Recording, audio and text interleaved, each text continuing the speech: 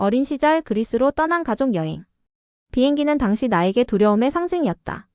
이륙전부터 덜컹거림과 고도가 오를 때의 묘한 느낌은 눈물로 이어졌고 주변 사람들의 시선에 점점 더 움츠러들었다.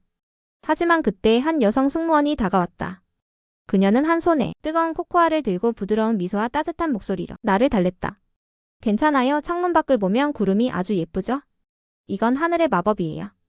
그녀의 배려는 마치 하늘 위 작은 기적 같았다. 그 순간이 내 인생을 바꿨다.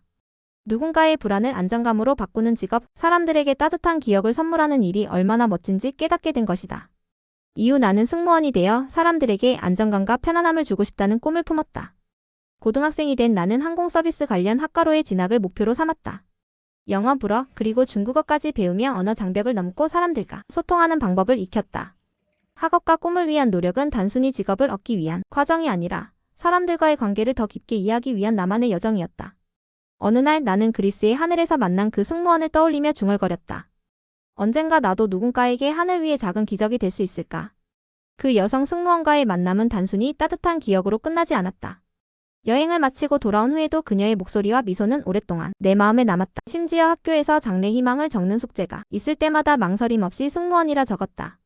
주변 친구들이 승무원은 외모만 예뻐야 하는 거 아니야? 라는 말로 장난을 칠 때도 나는 이렇게 대답하곤 했다. 그건 정말 중요한 게 아니야. 승무원은 사람을 편안하게 해주고 두려움을 없애주는 사람이야. 이후 나는 승무원이라는 꿈을 위해 더 구체적인 계획을 세우기 시작했다. 학교 도서관에서 항공서비스 관련 책들을 빌려 읽으며 직업의 실상을 알아갔다. 승무원이 단순히 웃으며 음료를 나누는 일이 아니라 비상 상황에서도 승객들을 안전하게 보호해야 하는 중요한 역할을 한다는 점을 깨닫고 오히려 더 큰 매력을 느꼈다. 시간이 흐를수록 그 꿈은 점점 더 구체화되었다. 대학 진학 시 항공서비스 관련 학과를 선택하고 영어와 불어 외에 중국어도 배우며 제2외국어 실력을 쌓았다. 주말에는 항공 관련 세미나나 워크숍에 참여하며 업계의 흐름을 익혔다. 무엇보다 언젠가 하늘 위에서 만날 승객들에게 따뜻한 위로를 전할 수 있는 사람이 되기 위해 마음가짐을 다잡았다. 어느 날 비행 공포증이 있던 내 어린 시절을 떠올리며 다시 한번 다짐했다. 누군가에게 나는 단순히 유니폼을 입은 승무원이 아니라 그들이 하늘에서 느낄 수 있는 평온함의 상징이 되고 싶어. 승무원이 된 후 나는 유럽 노선을 중심으로 2년간 근무했다. 첫 비행 때부터 긴장과 설렘이 교차하는 나날이 이어졌다. 승객 한 명 한 명에게 최선을 다하며 내 꿈을 실현해가는 과정은 분명 뿌듯했지만 어느 날 갑작스러운 소식이 들려왔다. 이번 주말 인천행 비행에 긴급 투입될 예정입니다.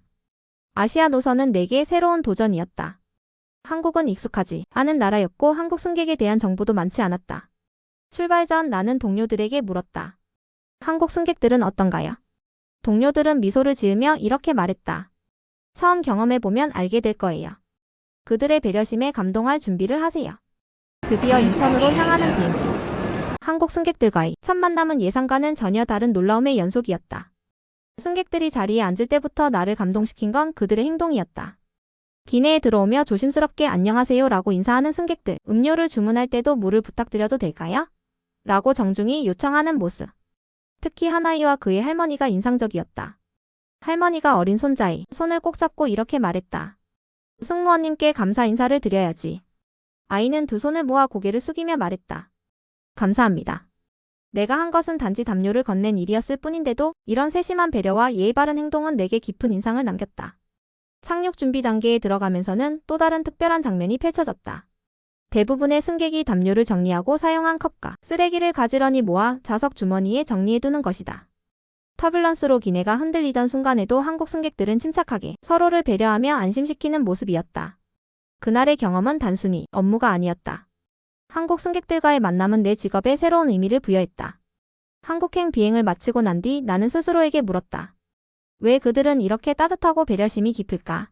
그리고 답을 찾고 싶어졌다. 착륙 후에도 놀라움은 계속되었다. 다른 노선에서는 비행기가 게이트에 도착하자마자 일어나 짐을 꺼내려는 승객들로 혼잡했다. 반면 한국 승객들은 좌석에 앉아 차례를 기다렸다. 심지어 한 승객은 내가 짐칸에서 가방을 꺼내는 것을 보고 조용히 다가와 도움을 주며 말했다. 이런 사소한 배려는 내게 감동으로 다가왔다. 그리고 기억에 남는 한 가지 에피소드가 있다. 비행 중 난기류가 발생해 안내방송으로 승객들에게 좌석에 앉아 안전벨트를 매달라고 요청했다. 하나이가 놀라 울음을 터뜨렸는데 옆에 앉아있던 한국인 승객 한 분이 아이를 달래며 작은 장난감을 꺼내 보여주는 모습이 보였다. 그 장면은 마치 한 편이 따뜻한 영화 같았다. 비행이 끝난 후 승객들이 비행기에서 내릴 때마다 나에게 수고 많으셨어요 또는 감사합니다 라고 말하며 웃어주었다. 그중 한 가족은 내게 작은 한국 전통 간식을 건네며 이렇게 말했다. 장거리 비행 힘드셨죠? 이거 드시고 힘내세요. 단순한 감사 인사 이상의 배려심이 느껴져 가슴이 뭉클했다. 이 모든 경험을 통해 나는 한국 승객들의 특별함을 더욱 깊이 깨닫게 되었다. 이들은 단순히 매너가 좋은 승객이 아니었다.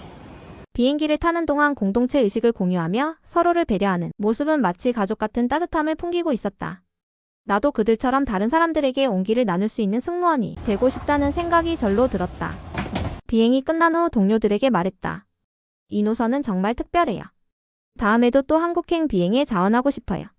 한국 승객들과의 첫 만남에서 받은 따뜻한 인상은 시간이 지날수록 더욱 깊어졌다. 그래서 자발적으로 아시아 노선, 특히 한국행 비행에 지원하기 시작했다. 매번 다른 승객들과 만나며 새로운 이야기를 듣는 것은 큰 즐거움이었다. 하지만 어느 날 작은 오해가 생기면 나는 잠시 당황할 수밖에 없었다. 그날도 여느 때처럼 인천행 비행을 준비하던 중이었다. 한 중년의 한국인 승객이 수출배를 눌렀고 나는 웃으며 다가갔다. 무엇을 도와드릴까? 하지만 승객은 예상 외로 약간 무뚝뚝한 목소리로 물이 너무 차가워요. 따뜻한 물로 바꿔주세요. 라고 말했다. 나는 조금 당황했지만 바로 물을 교체해드렸다. 그런데 그 후에도 이 승객은 간식을 드릴 때나 기내식 메뉴를 고를 때 계속해서 세세한 요청을 했다. 비행 내내 나는 그 승객이 나를 불편하게 여기는 건 아닐까 하는 생각에 마음이 무거웠다. 착륙 준비를 하던 중에도 이 승객의 요청은 계속 이어졌고 나는 속으로 생각했다. 내가 뭘 잘못한 걸까? 그런데 착륙 직후 그 승객이 갑자기 내게 다가왔다. 그리고 예상치 못한 말을 꺼냈다. 정말 고맙습니다. 처음 타보는 국제선이라 많이 긴장했는데 승무원님 덕분에 마음이 편안해졌어요. 순간 멈칫했다. 내가 오해하고 있던 것은 바로 그 승객의 표현 방식이었다. 무뚝뚝해 보였던 그의 태도는 단순히 긴장해서 비롯된 것이었고 오히려 내게 고마움을 느끼고 있었다는 사실에 마음이 따뜻해졌다. 그날 이후 나는 승객들의 행동이나 말투만 보고 그들의 의도를 판단하지 않게 되었다.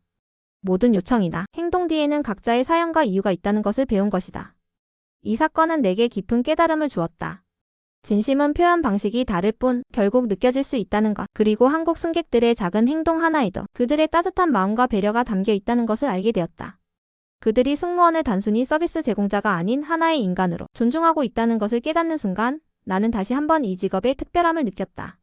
그날의 비행을 끝으로 나는 스스로에게 다짐했다. 어떤 승객이든 편견 없이 바라보고 그들의 이야기를 이해하려고 노력하자. 한국 승객들과의 만남은 내게 직업 이상의 의미를 주었다. 그들의 배려와 따뜻함은 단순히 비행 중의 작은 에피소드로 끝나지 않았다. 나는 점점 더 한국 문화와 사람들에 끌렸고 이를 계기로 휴가를 이용해 처음 한국을 방문하게 되었다. 인천공항에 도착한 순간 그곳의 효율적인 시스템과 환영하는 분위기는 내가 항상 감동했던 한국 승객들의 태도와 연결되었다. 공항 밖으로 나서며 나는 거리 곳곳에서 비슷한 따뜻함을 느꼈다. 카페에서 음료를 주문할 때 직원이 건네준 미소, 길을 묻자 자세히 설명해주던 행인, 그리고 지하철에서 자리 양보를 받았을 때까지 비행 중 느꼈던 그 진심이 한국 곳곳에 스며 있다는 것을 실감했다. 특히 한 날은 잊을 수 없다. 나는 서울의 작은 찻집에서 차를 마시던 중 가족 단위로 온 한국인 여행객들이 서로를 챙기고 직원들에게 고마움을 전하는 모습을 보았다. 그 장면은 마치 비행기 안에서의 한국 승객들을 다시 만난 것처럼 따뜻하게 다가왔다. 한국에서의 시간은 마치 하늘 위에서의 나의 경험을 지상으로 확장한 듯했다. 한국어 공부도 꾸준히 이어갔다. 짧은 문장이지만 한국 승객들에게 안녕하세요 라며 인사를 건넬 때 그들이 보여준 미소는 내 노력에 대한 최고의 보상이었다. 이런 경험은 내 삶을 더욱 풍요롭게 만들었다. 몇 년이 지나고 회사 내부 설문조사에서 가장 선호하는 노선에 대해 묻는 질문이 있었다. 나는 주저하지 않고 한국 노선을 꼽았다. 내가 작성한 답변에는 이렇게 적혀 있었다. 한국 승객들은 단순히 매너가 좋고 배려심이 넘치는 것을 넘어 승무원이 진심으로 존중받고 있음을 느끼게 합니다. 그들의 따뜻한 행동 하나하나는 하늘 위에서의 제 여정을 더욱 특별하게 만듭니다. 이제 한국행 비행은 내게 단순한 근무지가 아니라 마음의 휴식처가 되었다. 나는 이 노선에서 계속해서 새로운 따뜻한 추억을 쌓아가고 있다. 나와 같은 승무원들에게 한국 승객들은 언제나 빛나는 존재로 기억될 것이다.